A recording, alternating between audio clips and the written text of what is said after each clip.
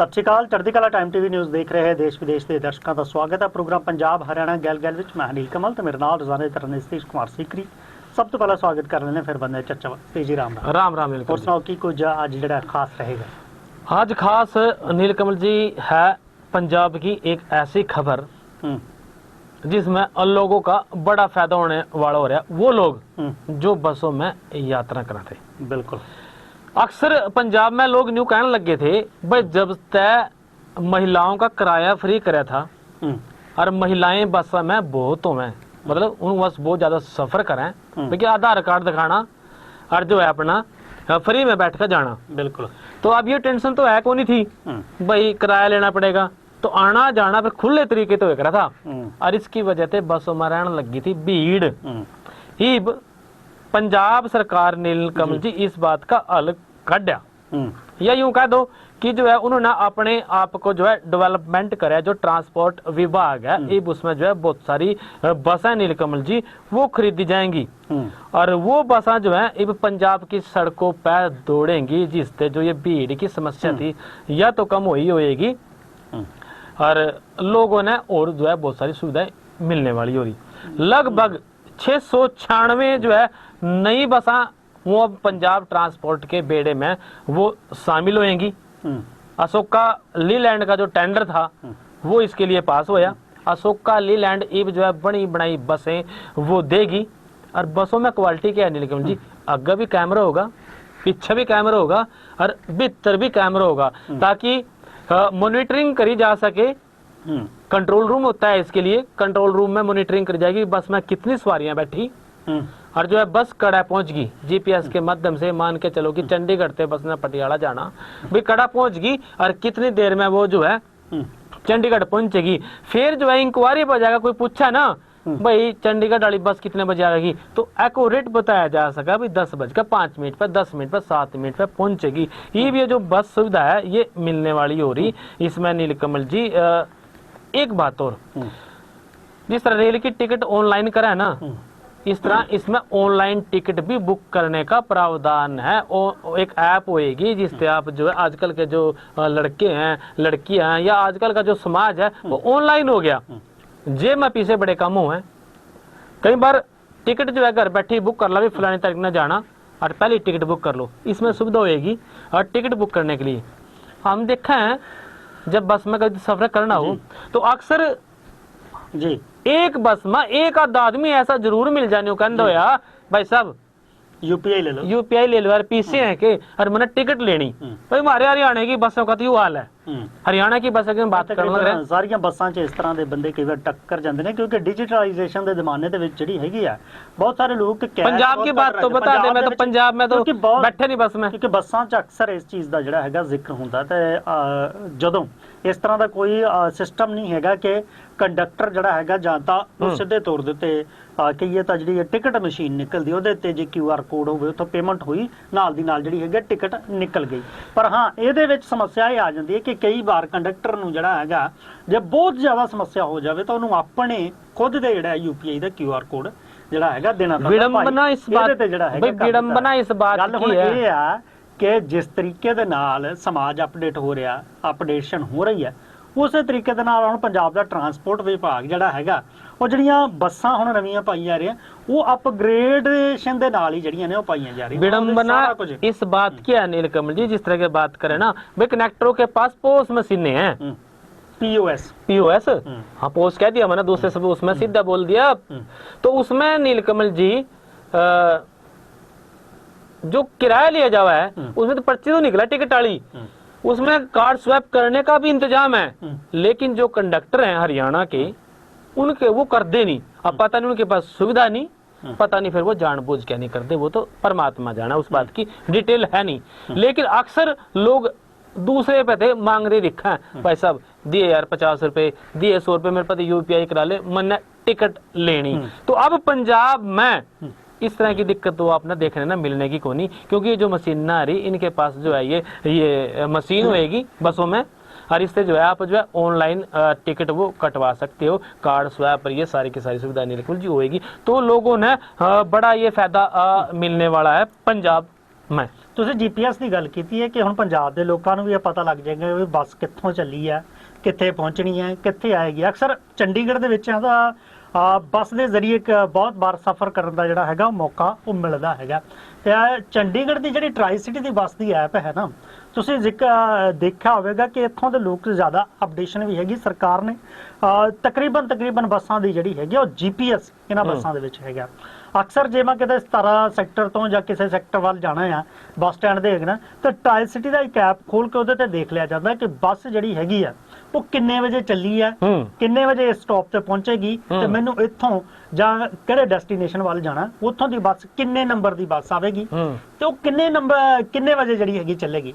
ਇਹੀ ਨਹੀਂ, ਉਹਦਾ ਬਕਾਇਦਾ ਰੂਟ ਵੀ ਦੱਸਿਆ ਹੁੰਦਾ ਵੀ ਇਹ ਜੇ ਤੁਸੀਂ ਇਸ ਸੈਕਟਰ ਤੋਂ ਦੂਸਰੇ ਸੈਕਟਰ ਜਾਣਾ ਕਿ ਬੱਸ ਕਿਹੜੇ ਰੂਟ ਤੋਂ ਘੁੰਮ ਕੇ ਜਾਵੇਗੀ। ਜੇ ਤੁਸੀਂ ਉਸ ਰੂਟ ਤੋਂ ਨਹੀਂ ਜਾਣਾ ਤੇ ਜਿਹੜਾ ਕਈ ਬੱਸਾਂ ਨੇ ਉਹ ਲੌਂਗ ਰੂਟ ਥਾਂ ਨਹੀਂ ਜਾਂਦੀਆਂ ਨੇ ਘੁੰਮ ਕੇ, ਕਈ ਸਿੱਧੇ ਰੂਟ ਥਾਂ ਨਹੀਂ ਜਾਂਦੀਆਂ, ਤਾਂ ਤੁਸੀਂ ਉਹਦੇ ਤੋਂ ਜਾਂਚ ਸਕਦੇ ਹੋ ਕਿ ਕਿੱਥੇ ਬੱਸਾਂ ਕਿਹੜੇ ਰੂਟ ਤੋਂ ਜਾ ਰਹੀਆਂ। ਇਹੀ ਨਹੀਂ ਸਤੀਸ਼ ਜੀ, ਉਹਦੇ ਵਿੱਚ ਇੱਕ ਹੋਰ ਗੱਲ ਹੈਗੀ ਹੈ ਕਿ ਤੁਸੀਂ ਜੇ ਇਸ ਬੱਸ ਤੇ ਸਫ਼ਰ ਕਰਨਾ ਹੈ, ਉਹ ਬੱਸ ਆਉਣ ਵਾਲੀ ਹੈ, ਮਤਲਬ 15 ਮਿੰਟਾਂ ਤੱਕ ਉਹ ਬੱਸ ਆਪਣੇ ਸਟੇਸ਼ਨ ਤੋਂ ਚੱਲਣੀ ਹੈ, ਤਾਂ ਤੁਸੀਂ ਉਸ ਨੂੰ ਗੂਗਲ ਮੈਪ ਦੇ ਉੱਤੇ ਟਰੈਕ ਕਰ ਸਕਦੇ ਹੋ ਕਿ ਬੱਸ ਤੁਹਾਡੇ ਬੱਸ ਸਟੈਪ ਤੋਂ ਕਿੰਨੀ ਦੂਰੀ ਤੇ ਹੈਗੀ ਆ, ਉਹਨੇ ਕਿਹੜਾ ਜਿਹੜਾ ਸਟੇਸ਼ਨ ਹੈਗਾ ਉਹ ਕਵਰ ਕਰ ਲਿਆ ਹੈਗਾ। ਬਿਲਕੁਲ ਜਿਸ ਤਰ੍ਹਾਂ ਦਾ GPS ਦੇ ਜਿਹੜੀ ਸਿਸਟਮ ਹੁੰਦਾ ਉਹਦੇ ਨਾਲ ਉਹ ਅਪਡੇਸ਼ਨ ਹੁੰਦੀ ਰਹੇ। ਇਸੇ ਤਰ੍ਹਾਂ ਹੁਣ ਪੰਜਾਬ ਦੇ ਲੋਕਾਂ ਨੂੰ ਵੀ ਜਿਹੜਾ ਹੈਗਾ ਉਹ ਪਤਾ ਲੱਗੇਗਾ ਕਿ ਬੱਸ ਕਿੱਥੋਂ ਚੱਲ ਪਈ ਹੈਗੀ ਆ, ਕਿੱਥੇ ਹੈਗੀ। ਹਾਲਾਂਕਿ ਇਹਦੇ ਲਈ ਜਿਹੜੇ ਹੈਗੇ ਕੰਟਰੋਲ ਰੂਮ ਸਥਾਪਿਤ ਕੀਤੇ ਗਏ ਨੇ, ਪਰ ਇਹਦੀ ਜਿਹੜੀ ਅਧਿਕਾਰਕ ਜਿਹੜੀ ਜਾਣਕਾਰੀ ਹੈਗੀ ਉਹ ਹਾਲੇ ਤੱਕ ਅਧਿਕਾਰੀਆਂ ਕੋਲ ਉਹ ਹੋਵੇਗੀ। ਹਾਂ, ਜ਼ਰੂਰ ਬੱਸ ਐਪ ਦੇ ਜ਼ਰੀਏ ਉਹ ਟਿਕਟ ਬੁੱਕ ਵੀ ਕਰ ਸਕਣਗੇ, UPI ਦੀ ਉੱਥੋਂ ਪੇਮੈਂਟ ਵੀ ਕਰ ਸਕਣਗੇ, ਤੇ ਨਾਲ ਉਹਨਾਂ ਨੂੰ ਜਿਹੜੀ ਹੈਗੀ ਐਕੂਰੇਟ ਜਾਣਕਾਰੀ ਵੀ ਮਿਲਦੀ ਰਹੇਗੀ ਕਿ ਬੱਸ ਕਿੰਨੇ ਵਜੇ ਕਿਹੜੇ ਜਿਹੜੇ ਹੈਗੇ ਆ ਬੱਸ ਸਟਾਪ ਤੇ ਪਹੁੰਚੀ ਤੇ ਕਿੰਨੇ ਵਜੇ मिलेगी। बिल्कुल। ये बात भाई चंडीगढ़ की, चंडीगढ़ के जो लोग नौकरी पेशे वाले हैं और कोई बीमारी समारी भाई सबका लग जाए, फिर उन्होंने अपनी छुट्टी लेनी पड़ा ਆਪਣੇ ਕੰਮ पे ਤੇ। ਬਿਲਕੁਲ, ਖਾਸ ਕਰਕੇ ਗੱਲ ਇਹ ਆ ਵੀ ਜਿਹੜੇ ਨੌਕਰੀ ਜਾਣ ਵਾਲੇ ਆ ਉਹਨਾਂ ਨੇ ਜੇ ਸਰਕਾਰੀ ਹਸਪਤਾਲ ਜਾਣਾ, OPD ਲੈਣੀ ਹੈ, ਤਾਂ ਉਹਨਾਂ ਨੂੰ ਸਵੇਰੇ ਜਿਹੜੀ ਆ ਛੁੱਟੀ ਲੈ ਕੇ ਹੀ ਜਾਣਾ ਪਏਗਾ। ਛੁੱਟੀ ਲੈ ਕੇ ਜਾਣਾ ਪੜੇਗਾ, ਜਾਂ ਫਿਰ ਕੰਮ ਵਿੱਚੋਂ ਘੰਟੇ ਡੇਢ ਘੰਟੇ ਲਈ ਛੱਡਣਾ, फरलो मारोगे पकड़े जाओगे। लेकिन ये भाई डर होने लग रहा है खत्म, क्योंकि यार चंडीगढ़ के 2 अस्पतालों में 22 वाले में और जो है 16 वाले में ये सुविधा पहले से ही थी भाई, उसमें इवनिंग OPD शुरू थी। ये भी जो है चंडीगढ़ के 2 अस्पतालों में जो है उसमें जो है 16 का अस्पताल है नीलकमल जी, 45 का अस्पताल है और 22 का अस्पताल है CHC सेंटर। इनमें जो है ये शाम सांझ वाली OPD शुरू करने लग रही चंडीगढ़ प्रशासन। और वे जो लोग हैं जो है दवाई जिन्हें ना लेनी है और छुट्टी भी नहीं करनी, फिर वो सांझ वाली शिफ्ट में जाएगा, वो वहां से दवाई ले सका। हालांकि पर्ची लगेगी, पर्ची के पैसे लगेंगे, क्योंकि दिन के टाइम जो है वो एक नॉर्मल फीस हुआ नीलकमल जी, इसका कुछ और इसमें अंतर है, तो वो फीस देकर और शाम ने जो है वो OPD वहां से करवा सकता है। सारे के सारे रोगों की OPD होगी, जिस तरह के दिन के टाइम हुआ उस तरह से जो है शाम के टाइम भी होगी नीलकमल जी। लगभग जो है 25,000 जो लोग हैं इस एरिया के, उन्होंने इसका फायदा मिलेगा। और भाई दूसरा फायदा जो है उन MBBS करने वाले ने भी है, जो इसमें डॉक्टरों की भर्ती भी वो करी जाएगी ये सुविधा देने के वास्ते। तो बड़ी जल्दी इस प्रोजेक्ट पर काम होने वाला हो रहा है चंडीगढ़ में, क्योंकि जो है 16 की मैंने बात करी, इसमें लगभग 35,000 मरीजों की OPD हुआ है और लोग इस बात का फायदा जो है पहले से ही वो उठाने लग रहे। ये चंडीगढ़ प्रशासन का एक नया मॉडल है। इसमें जो है मणि माजरा में इवनिंग OPD का प्रोजेक्ट जो है पहले से ही वो चल चुका है, अब जो है 45 में और 22 में ये प्रोजेक्ट चलेगा। तो छुट्टी मारने की जरूरत नहीं है ना भाई, दिन में न्यू कहने की जरूरत है अपने बॉस ने भाई 2 घंटे में आया जी, बड़ा सा दवाई लेकर आऊँ, पैसा ना भी जाकर ली जा सका। ਬਿਲਕੁਲ ਬਿਲਕੁਲ, ਇਹ ਜਿਹੜੀ ਹੈਗੀ ਆ ਬੜੀ ਵੱਡੀ ਰਾਹਤ ਤੇ ਸੁਵਿਧਾ ਰਹੇਗੀ ਉਹਨਾਂ ਲੋਕਾਂ ਦੇ ਲਈ ਜਿਹੜੇ ਕਿ ਅਕਸਰ ਇਹ ਸੋਚਦੇ ਨੇ ਕਿ ਸਰਕਾਰੀ ਹਸਪਤਾਲ ਤੋਂ ਦਵਾਈ ਤਾਂ ਲੈ ਲਈ ਜਾਵੇ, ਉੱਥੇ ਦਿਖਾ ਲਿਆ ਜਾਵੇ, ਪਰ ਉਹ ਸਮਾਂ ਜਿਹੜਾ ਹੈਗਾ ਉਹ ਨਹੀਂ ਕੱਢ ਪਾਉਂਦੇ ਹੈਗੇ ਨੇ। पर ਹੁਣ जी 3 स्टेट में यह जो OPD है बहुत पहले से चलने लग रही है, उसमें असम है, राजस्थान है और झारखंड है। ये भाई हमारे चंडीगढ़ का भी इसमें जिक्र है, चल रही यहाँ भी है, लेकिन धीरे धीरे इसका जो विस्तार है वो ਹੋਣ ਲੱਗ ਰਿਹਾ। ਬਿਲਕੁਲ ਇੱਕ ਜਾਣਕਾਰੀ ਇਹ ਵੀ ਦੇ ਦਈ ਹੈ ਪੰਜਾਬ ਦੇ ਲੋਕਾਂ ਨੂੰ, ਕਿਉਂਕਿ SIR ਦਾ ਜਿਹੜਾ ਹੈਗਾ ਉਹ ਜ਼ਿਕਰ ਹੋ ਰਿਹਾ ਪੰਜਾਬ 'ਚ। SIR ਜਿਹੜੀ ਹੈਗੀ ਆ ਉਹ ਚੱਲ ਰਹੀ ਹੈਗੀ ਆ। BLO ਜਿਹੜੇ ਨੇ ਉਹ ਘਰ ਘਰ ਪਹੁੰਚੇ ਵੀ ਹੈਗੇ ਆ, ਸੈਲਫ ਇਮਰਸ਼ਨ ਫਾਰਮ ਜਿਹੜੇ ਨੇ ਉਹ ਭਰੇ ਵੀ ਹੈਗੇ ਨੇ। ਜਿਹੜੇ ਲੋਕ ਨਹੀਂ ਘਰਾਂ ਦੇ ਵਿੱਚ ਮਿਲੇ ਉਹਨਾਂ ਨੂੰ ਵੀ ਇਹ ਗੱਲ ਕਹੀ ਜਾ ਰਹੀ ਹੈ ਕਿ ਸੈਲਫ ਇਮਰਸ਼ਨ ਫਾਰਮ ਜਿਹੜੇ ਘਰਾਂ ਦੇ ਵਿੱਚ ਦਿੱਤੇ ਗਏ ਨੇ ਉਹਨਾਂ ਨੂੰ ਭਰ ਕੇ ਜਿਹੜਾ ਹੈਗਾ ਉਹ ਜਮ੍ਹਾਂ ਕਰਵਾ ਦਿੱਤਾ ਜਾਵੇ। ਇਹਦੇ ਨਾਲ ਹੈ ਕਿ ਜਿਨ੍ਹਾਂ ਦੇ ਘਰ ਦੇ ਵਿੱਚ 2 ਵਾਰੀ ਜਾਂ 3 ਵਾਰੀ BLO ਆ ਚੁੱਕਿਆ ਤੇ ਉਹਨਾਂ ਨੇ ਫਾਰਮ ਹਾਲੇ ਤੱਕ BLO ਨੂੰ ਜਮ੍ਹਾਂ ਨਹੀਂ ਕਰਵਾਏ, ਮੰਨ ਲਓ ਕਿਸੇ ਕਾਰਨ ਭਰੇ ਨਹੀਂ ਗਏ, ਇਹਨੂੰ ਲੈ ਕੇ ਹੁਣ ਜਿਹੜਾ ਹੈਗਾ ਚੋਣ ਕਮਿਸ਼ਨ ਦੇ ਵੱਲੋਂ ਜਿਹੜਾ ਹੈਗਾ ਉਹ 11 ਤੇ 12 ਜੁਲਾਈ ਨੂੰ ਜਿਹੜਾ ਹੈਗਾ ਪੰਜਾਬ ਭਰ ਦੇ ਵਿੱਚ ਜਿਹੜੇ ਨੇ ਉਹ ਕੈਂਪ ਲਾਇਆ ਜਾ ਰਿਹਾ 11 ਤੇ 12 ਜੁਲਾਈ ਨੂੰ।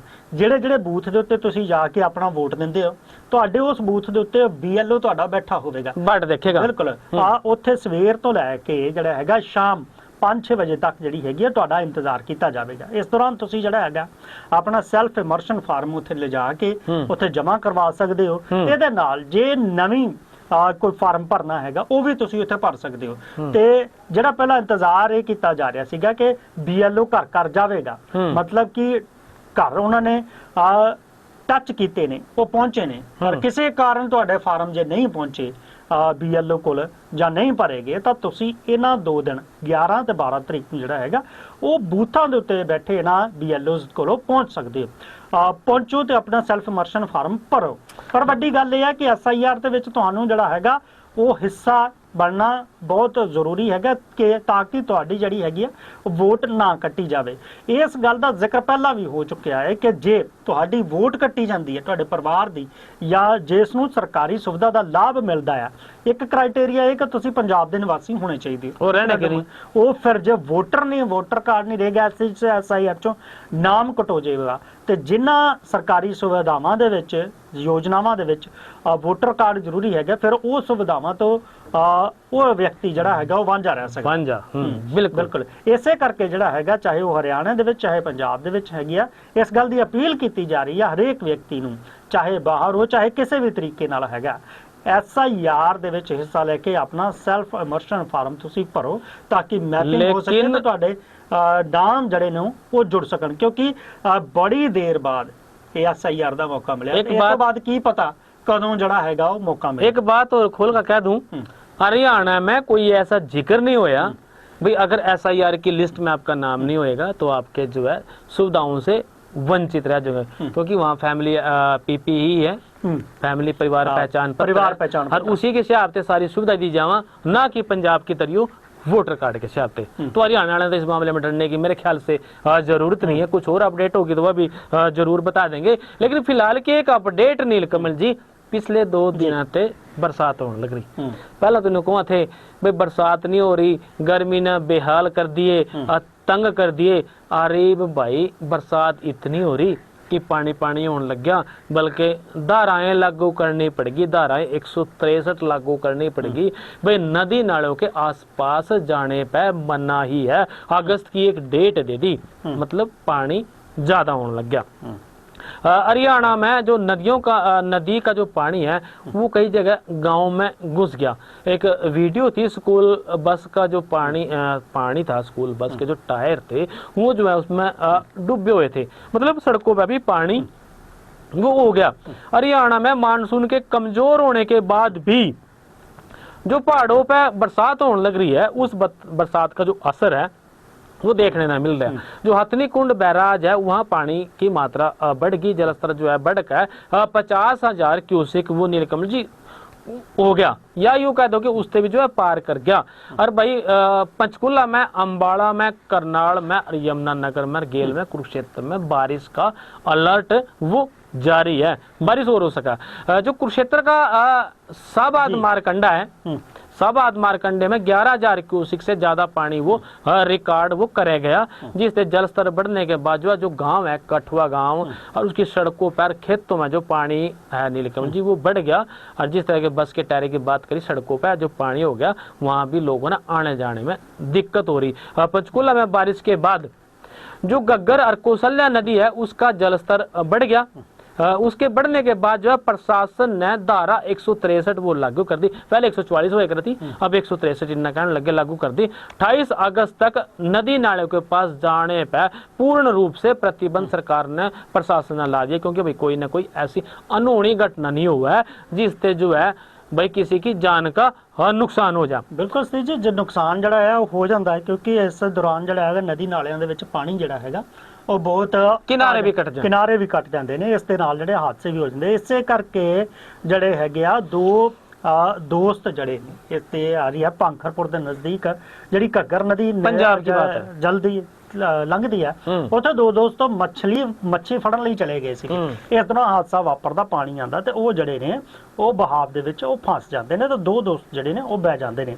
ਤੇ ਇਹ ਜਿਹੜੀ ਹੈਗੀ ਹੈ ਇਸੇ ਕਰਕੇ ਇਹਨਾਂ ਚੀਜ਼ਾਂ ਦਾ ਹੁਣ ਕਈ ਅਧਿਕਾਰੀਆਂ ਦੇ ਵੱਲੋਂ ਇਨੀਸ਼ੀਏਟਿਵ ਲਿਆ ਜਾ ਰਿਹਾ ਹੈ ਕਿ ਇਹਨਾਂ ਨਦੀ ਨਾਲਿਆਂ ਦੇ ਨਜ਼ਦੀਕ ਜਾਣ ਤੋਂ ਜਿਹੜਾ ਹੈਗਾ ਰੋਕਿਆ ਜਾਵੇ। ਤੇ ਉਹਦੇ ਲਈ ਜਿਹੜੀ ਪਹਿਲਾਂ ਧਾਰਾ 144 ਲੱਗਦੀ ਸੀ ਉਹ ਤਾਂ ਹੁਣ BNS ਦੀ ਜਿਹੜੀ ਨਵੀਂ ਧਾਰਾ ਹੈਗੀ ਹੈ ਉਸ ਨੂੰ ਲਗਾ ਦਿੱਤਾ ਗਿਆ ਤਾਂ ਕਿ ਲੋਕ ਉੱਥੇ ਨਾ ਪਹੁੰਚਣ। एक वीडियो और मैं देखने लग रहा था, पता नहीं कड़े की थी, उसकी तसल्ली तो मैं नहीं कर सकता, मेरे याद नहीं, लेकिन वीडियो आज की थी नीलकमल जी।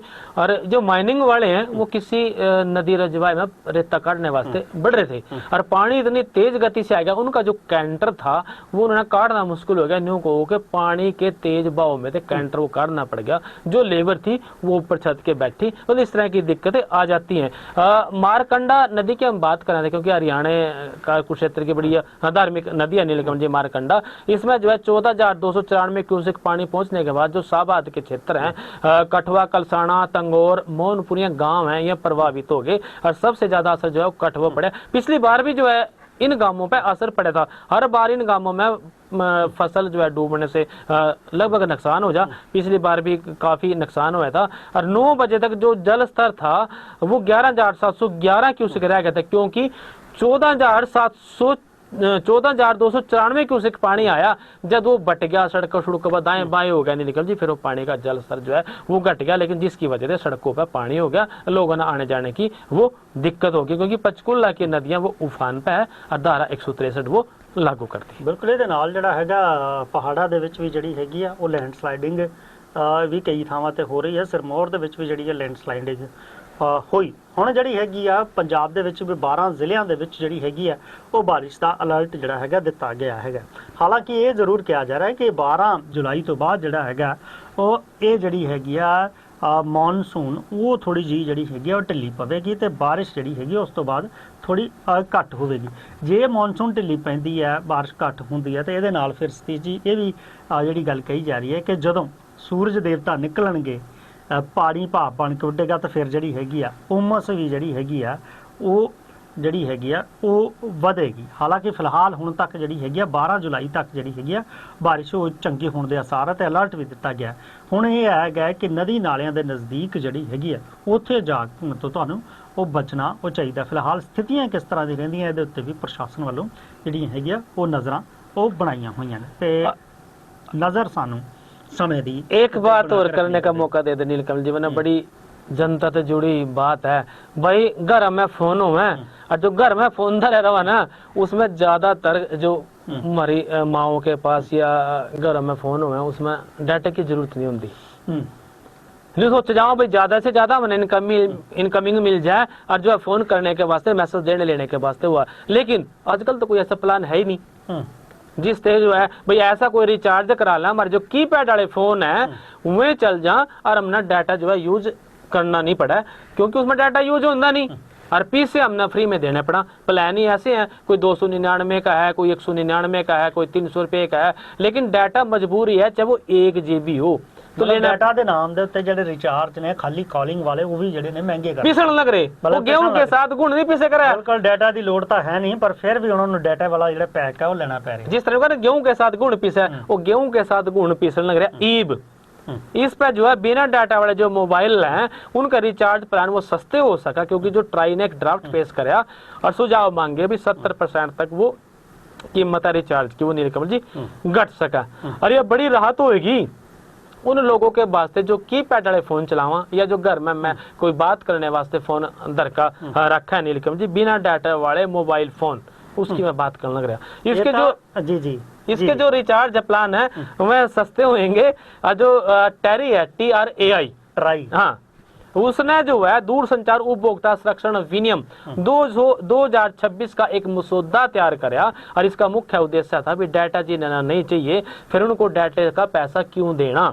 और इसके वास्ते जो है सुझाव मांगे और फिर जो है इसको अंतिम रूप दी जाएगा। मतलब एक कड़ी ना कड़ी एक उम्मीद तो जगी भी ऐसा भी कोई आजा नहीं, तो आज तक तो ऐसा कोई था ही नहीं, बस रिचार्ज करना है तो पैसे वो देने ही पड़ेंगे। ਗੱਲ ਉਹ ਹੈਗੀ ਹੈ ਕਿ ਜੇ ਤੁਸੀਂ ਕਿਸੇ ਬੱਸ ਸਟੈਂਡ ਦੇ ਉੱਤੇ ਕੋਈ ਚੀਜ਼ ਖਰੀਦ ਲੈਂਦੇ ਹੋ ਤੇ ਟੁੱਟੇ ਪੈਸੇ ਨਹੀਂ ਹੈਗੇ ਤੁਹਾਡੇ ਕੋਲੇ ਤਾਂ ਉੱਤੋਂ ਰੁਪਏ 5 ਜਾਂ 4 ਦੇਣੇ ਆ ਤਾਂ ਚੱਕ ਕੇ ਤੁਹਾਨੂੰ ਟਾਫੀਆਂ ਦੇ ਦੇਣਗੇ, ਪੈਸੇ ਵਾਪਸ ਨਹੀਂ ਕਰਦੇ। ਉਹੀ ਹਾਲ ਇਹਨਾਂ ਦਾ ਹੈ ਵੀ ਜੇ ਤੁਸੀਂ ਖਾਲੀ ਡਾਟਾ ਜਿਹੜੀ ਤੁਹਾਨੂੰ ਚੀਜ਼ ਚਾਹੀਦੀ ਹੈ ਤੁਸੀਂ ਉਹਦਾ ਹੀ ਰਿਚਾਰਜ ਮੰਗਦੇ ਹੋ, ਪਰ ਉਹਦੇ ਨਾਲ ਤੁਹਾਨੂੰ ਡਾਟੇ ਵਾਲਾ ਰਿਚਾਰਜ ਤਾਂ लेने ही बंद, ਉਹਦੇ पैसे ਤੁਹਾਨੂੰ देने ਪੈਣਗੇ। बात क्लियर कर दूं नीलकमल जी, अपना बात छेड़ दी बस स्टैंड का टाफियां देने वाले की। इन टाफियां देने वाले को चेतावनी है, सावधानी इस बात की है भाई, पैसे का मतलब पैसा होता है। उपभोक्ता अधिनियम में चले जाओ, कंप्लेंट करो। ਇੱਕ ਹੋਰ ਗੱਲ ਹੈਗੀ ਹੈ ਕਿ ਜੇ ਬੰਦੇ ਕੋਲੇ ਦੂਸਰੇ ਕੋਲੇ ਟਾਫੀਆਂ ਹੋਣ, ਜੋ ਟੁੱਟੇ ਪੈਸਿਆਂ ਦੀ ਜਗ੍ਹਾ ਟਾਫੀਆਂ ਦੇ ਦੇ ਤਾਂ ਫਿਰ ਦੁਕਾਨਦਾਰ ਕਦੇ ਨਹੀਂ ਲੈਂਦਾ। ਪਰ ਹਾਂ वो गाहक नु जरूर वो पैसे या तो पैसे च चेप देता है। या तो पुरानी व्यवस्था हो रहा थी जब जो है लोग किसी ने दाने देकर किसी वजह प्याज ले रहे थे, किसी वजह सब्जी ले रहे थे, कड़ी थे चीनी ले रहे थे भाई, जिसके पास जो चीज है वो आदान प्रदान था। यूँ आदान प्रदान ही नहीं चलता, इमिया कानून जो है बदल रहे हैं और उपभोक्ता अधिकार अधिनियम में बहुत सारे उपभोक्ताओं के नीलकमल जी अधिकार हैं जिनका वो लाभ ले सका। पर अक्सर टाइम बचाने के चक्कर ਦੇ ਵਿੱਚ ਜਿਹੜੇ ਕਹਿੰਦੇ ਚੱਲ ਕੋਈ ਗੱਲ ਨਹੀਂ ਕਿ ਟਾਫੀਆਂ ਆ ਗਈਆਂ 4 ਘਰੇ ਜਾ ਕੇ ਬੱਚਿਆਂ ਨੂੰ ਦਿੱਤੇ ਜਿਵੇਂ ਕਈ ਵਾਰ ਇਹ ਸਵਾਲ ਜਿਹੜੇ ਨੇ ਕਰਦੇ, ਪਰ ਸਵਾਲ ਇਹੀ ਹੈ ਕਿ ਜਿਹੜੀ ਚੀਜ਼ ਦੀ ਜ਼ਰੂਰਤ ਹੈਗੀ ਹੈ ਜੇ ਬੰਦੇ ਨੇ ਉਹ ਖਰੀਦੀ ਹੈ ਤਾਂ ਉਹਦੇ ਨਾਲ ਦੂਜੀਆਂ ਚੀਜ਼ਾਂ ਕਿਉਂ ਚੇਪੀਆਂ ਜਾ ਰਹੀਆਂ, ਭਾਵੇਂ ਉਹ ਡਾਟਾ ਹੀ ਹੋਵੇ ਚਾਹੇ ਕਿਤੇ ਖਰੀਦੀ ਗਈ ਚੀਜ਼ ਹੋਵੇ ਤੇ ਜਿਹਦੇ ਮਜਬੂਰ ਕੀਤਾ ਜਾਂਦਾ ਵੀ ਇਹ ਚੀਜ਼ ਤੁਹਾਡੀ ਜ਼ਰੂਰਤ ਦੀ ਹੈ ਜੇ ਉਹ ਲੈ ਲਈ ਹੈ, ਪਰ ਉਹਦੇ ਨਾਲ ਤੁਹਾਨੂੰ ਇਹ ਚੀਜ਼ ਵੀ ਜਿਹੜੀ ਹੈਗੀ ਆ ਲੈਣੀ ਉਹ ਪਵੇਗੀ। ਇਹਨਾਂ ਚੀਜ਼ਾਂ ਦਾ ਅਕਸਰ ਜਿਹੜਾ ਹੈਗਾ ਉਹ ਧਿਆਨ ਛੋਟੀਆਂ ਗੱਲਾਂ ਦਾ ਉਹ ਰੱਖਣਾ ਜ਼ਰੂਰੀ ਹੈ। एक और फीचर था फोन में भी, अगर आप अपने कोई ना कोई कॉल जो है आपने कोई ना किसी ने कॉल न जो है ब्लॉक कर लेकर होते, लेकिन ए बिन में जो है 1600 और 140 की सीरीज के जो नंबर हैं उनको ब्लॉक नहीं कर पाओगे, क्योंकि 1600 और 140 के जो कॉल हैं ये जो है बैंक वित्तीय संस्थाओं RBI जैसी सेवा आदि सरकारी कामों के लिए तय हैं, ताकि जो नागरिक को जरूरी लेन देन से जुड़ी किसी भी कॉल की पहचान वो हो सके। तो यह भी एक इसमें एक मसौदा था जो आने वाले टाइम में आ सका। जी बिल्कुल हाँ, ਜਿਹੜੀਆਂ ਜੇ ਤਾਂ ਸਰਕਾਰੀ ਨੇ ਜਿਹੜੀ ਵੈਰੀਫਾਈਡ ਨੇ ਉਹਨਾਂ ਦਾ ਤਾਂ ਜ਼ਰੂਰ ਗੱਲ ਹੈਗੀ ਆ DND ਦੇ ਵਿੱਚ ਚਾਹੇ ਉਹ ਨਾ, ਪਰ ਬਹੁਤ ਸਾਰੀਆਂ ਕਮਰਸ਼ੀਅਲ ਇਸ ਤਰ੍ਹਾਂ ਦੀਆਂ ਹੈਗੀਆਂ ਜਿਹੜੇ ਤੁਹਾਨੂੰ ਤੰਗ ਕਰ ਦਿੰਦੀਆਂ ਨੇ। ਅੱਜ ਵੀ ਇਸ ਤਰ੍ਹਾਂ ਦੀ ਚੀਜ਼ ਹੈਗੀ ਕਿ ਜੇਕਰ ਤੁਹਾਨੂੰ ਬਾਰ-ਬਾਰ ਕੋਈ ਤੰਗ ਕੀਤਾ ਜਾਂਦਾ ਤੁਸੀਂ ਉਹਨੂੰ ਸਪੈਮ ਦੀ ਅਲਰਟੇਸ਼ਨ ਦੇ ਵਿੱਚ ਪਾ ਸਕਦੇ ਹੋ ਕਿ ਬਾਰ-ਬਾਰ ਤੰਗ ਕਰਦੇ ਨੇ, ਤੇ ਦੂਸਰੇ ਨੂੰ ਵੀ ਉਹਦੀ ਜਿਹੜੀ ਹੈਗੀ ਇਸ ਲਈ ਉਹ ਜਾਣਕਾਰੀ ਮਿਲਦੀ ਹੈ ਕਿ ਕਿਸੇ ਨੂੰ DND ਘੱਟੋ ਘੱਟ ਗੈਰ ਜ਼ਰੂਰੀ ਸਰਵਿਸ ਦੇ ਲਈ ਜਿਹੜਾ ਹੈਗਾ ਤੰਗ ਪਰੇਸ਼ਾਨ ਡੂ ਨਾਟ ਡਿਸਟਰਬ। ਤਾਂ ਸਾਰੀਆਂ ਚੀਜ਼ਾਂ ਦਾ ਜਿਹੜਾ ਹੈਗਾ ਉਹ ਟੈਲੀਕਮਿਊਨੀਕੇਸ਼ਨ ਅਥਾਰਟੀ ਆਫ ਇੰਡੀਆ ਜਿਹੜੀ ਹੈਗੀ ਧਿਆਨ ਰੱਖ ਰਹੀ ਹੈ। ਹੁਣ ਆਉਣ ਵਾਲੇ ਸਮੇਂ 'ਚ ਮਸੌਦਾ ਕੀ ਆਉਂਦਾ, ਕੀ ਰਾਹਤ ਮਿਲਦੀ ਹੈ, ਇਹ ਦੇਖਣਾ ਬੜਾ ਅਹਿਮ ਹੋਵੇਗਾ। ਪਰ ਦੇਖਣਾ ਇਹ ਵੀ ਹੋਵੇਗਾ ਸਾਨੂੰ ਕਿ ਸਮਾਂ ਜਿਹੜਾ ਹੈਗਾ ਉਹ ਲਗਾਤਾਰ ਵਧ ਰਿਹਾ, ਅੱਗੇ ਵਧਣ ਦੀ ਇਜਾਜ਼ਤ ਨਹੀਂ ਦੇ ਰਿਹਾ। ਇੱਥੇ ਹੀ ਸਾਨੂੰ ਇਸ ਪ੍ਰੋਗਰਾਮ ਨੂੰ ਜਿਹੜਾ ਹੈਗਾ ਸਮਾਪਤ ਕਰਨਾ ਪਵੇਗਾ। ਫਿਲਹਾਲ ਤੁਹਾਡੇ ਤੋਂ ਇਜਾਜ਼ਤ ਲੈਣੀ ਪਵੇਗੀ। ਤੁਸੀਂ ਬਣੇ ਰਹੋ ਚੜ੍ਹਦੀ ਕਲਾ ਟਾਈਮ TV ਦੇ ਨਾਲ। ਫਿਰ ਮਿਲਾਂਗੇ ਇਸੇ ਪ੍ਰੋਗਰਾਮ ਦੇ ਵਿੱਚ, ਤਦ ਤੱਕ ਲਈ ਮੈਨੂੰ ਤੇ ਸਤੀਸ਼ ਕੁਮਾਰ ਸੀਕਰੀ ਨੂੰ ਦਿਓ ਇਜਾਜ਼ਤ। ਬਣੇ ਰਹੋ ਚੜ੍ਹਦੀ ਕਲਾ ਟਾਈਮ TV ਨਾਲ। ਧੰਨਵਾਦ। सत श्री अकाल जी, राम राम।